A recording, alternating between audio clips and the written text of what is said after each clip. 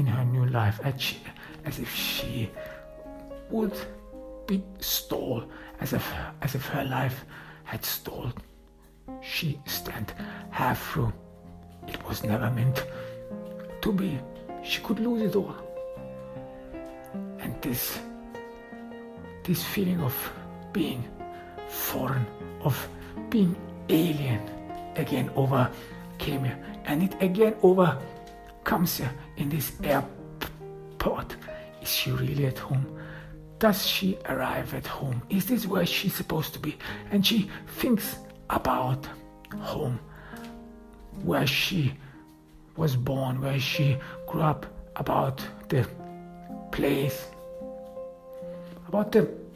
that made her special, about the past she had to cut ties with. She had to try it so hard to forget, and she had forced herself over and over again to think in English, to forget her language, to forget her mother tongue. Now she had to be assimilated fully. Her mother tongue, it was back in the past. No one cared about it. No one knew about it. No one should ever know about it. No, she had to adapt. She had to adapt to the language, to the food, to the culture. And this adaptation was painful. It more and more made her forget home, forget her past. Because in her past, not all was bad. At least there were some moments of warmth she felt, moments of warmth, moments she enjoyed with friends, with her brother. And it was not easy just to push that aside and start out a new life, even though she enjoyed it in the beginning. Now more and more it faded. Again this feeling faded, and again Jane is alone. She feels alone. She feels all lost. This new life, and this she knew, comes with a lot of restrictions. Firstly, she cannot talk about the past. Secondly, there is always a barrier. She has to maintain a barrier, which became apparent after this party Nancy gave in her new home. People must not come too close to her. They cannot come too close to her. Jane Reynolds, the book author, should be known from a distance, should be admired from a distance. No one should transgress and intrude in her private life. This is too dangerous. This is scary.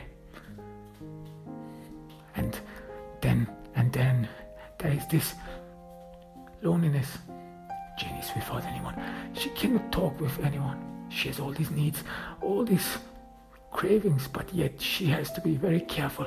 You cannot trust anyone in show business. Jane again enjoys the word show business, but now it comes with some kind of bitterness, with some kind of experience. People talk about the show business here as if they would know, you cannot trust anyone because you have a lot of enemies. You have a lot of people who want to be like you, who are envious.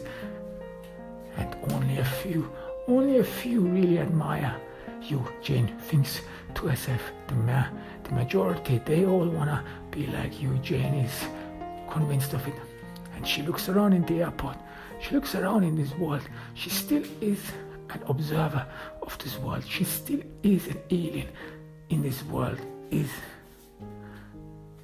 foreign to this world, as if she had still made her first steps into this new world, as if she hadn't annexed it, as if she had not adopted herself to those new habits which come with this world, which everyone has to adopt to.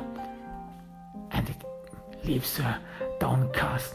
The steward, this is those beautiful women. They are who they are. They are who they are. They were ever who they are.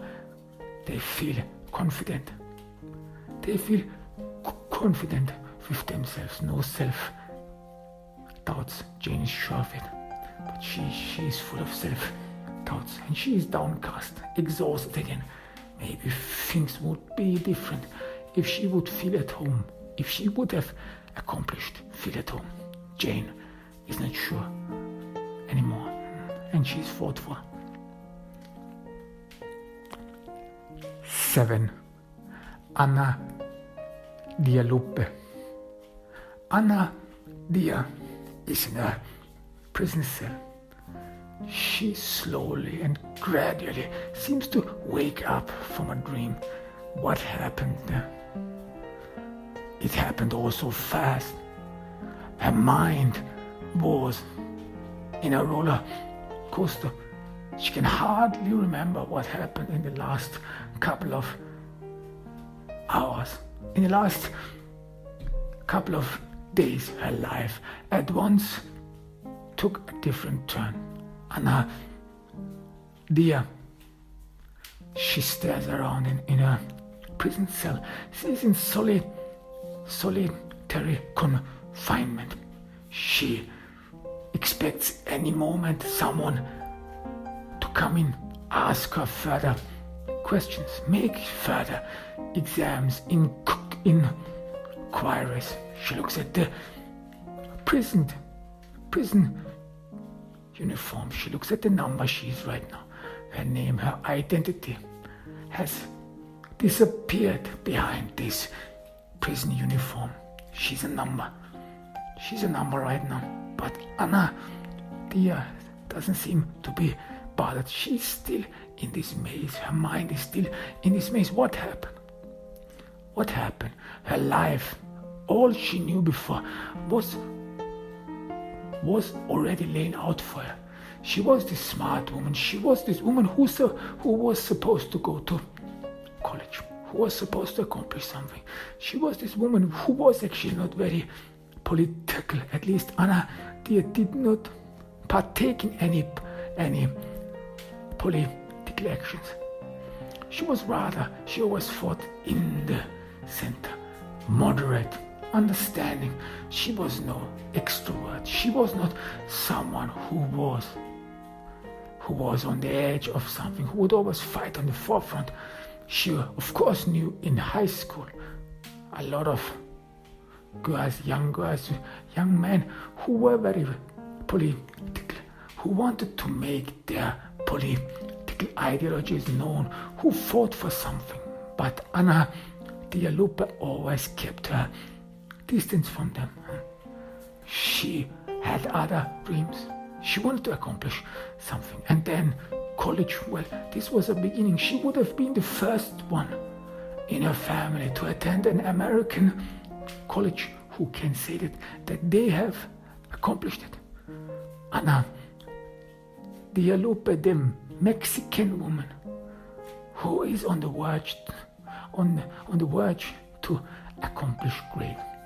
This is what she would have been known for, and she thought of it as something thrilling excitement, and she flattered herself with this feeling. Anna Dia Lupe, the girl, and later the college graduate, she and her mother, they were joyous. They enjoyed every bit of her life. And then things changed. Things changed so fast. Things changed so fast that you don't know how fast it changes. That you can't keep up, that your mind can't keep up with it. This is what Anna Dia Lupe thinks right now. For a couple of days before, weeks before it, her life was normal. Her life was normally filled. She would follow, like this was her street. The path that was paved for her. She could easily walk on it. She could easily pursue a life, and her life seemed very simple to reap those fruits she had sought, she had worked for all these years. So why did it all derail? Why did it all go down? People around her, they did not understand. Her mother did not understand when the police came knocking. When they carried her away, her mother, and she saw her mother's facial expression. It seared itself in her mind, in her memory. She thought there must have been a mistake, because Anna Dia Lupe thought the same thought before. She knew her mother's facial expression. There must have been a mistake. This can't be happening to me. What is it? What is it? There must be something wrong. And yet, it was not. And yet, it was true. Anna Dia Lupe, she deserved to be carried away. They have been waiting for her. No, Anna Dia Lupe, she stared at her mother, at her astonished, speechless mother. She stared at her knowingly. She stared at her as if there's nothing more to say anymore. Everything is out in the open. Everything is clear. There was no mistake. And they carried her away. And people, and Anna Dia Lupe, she was surprised how nice the police were. She heard a lot of stuff about them, beating up people, beating up the crap out of them. And she expected something like that. She expected a rough treatment. She was a murderer after all. They must be scary. But nothing of that happened. People around her in the police precinct actually treated her very nicely, as if they would have understanding, as if they would have compassion with her. She killed Salvatore Garcia. Maybe they had an understanding. Maybe they understood it. Maybe they understood that it was necessary. Salvatore Garcia. How many lives did he destroy? How many lives did he rob of others? Now in the police precinct, everyone treated her favorably. Even the police officer who wrote down and interrogated her, he was very nice, like a bureaucrat, like a nice bureaucrat who is detached of this work, who is detached of the crime, who is detached of the deed, who just writes down what someone tells to him, like someone who is separated from the world. And Anna Dia Lupe explained in a very calm voice, and she was surprised herself how calm she was, what she did, and that she could talk about it very calmly, how this thing changed her, how time had changed her. And the writer, the detective who wrote down the interrogation, he was so nice. He asked once or twice how angry she was. Did she take the knife with her before that? Did she knew that she was to kill her the moment she packed her knife into a bag? Did she already made up her mind to kill Salvatore Garcia? Was it clear back then? For a fact, Anna Dia Lupe didn't know. She thought she might need the knife. She didn't think that she didn't want to kill Salvatore Garcia. This thought just did not cross her mind, no. She just thought she may be needy. She may need the knife. And that's why she put it in her bag.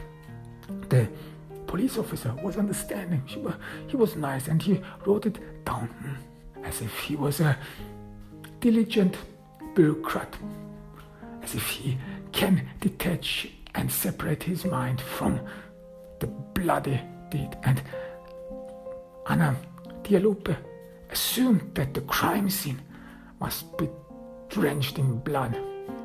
There must be a lot of blood lying there. And this was something very different from what she thought of herself.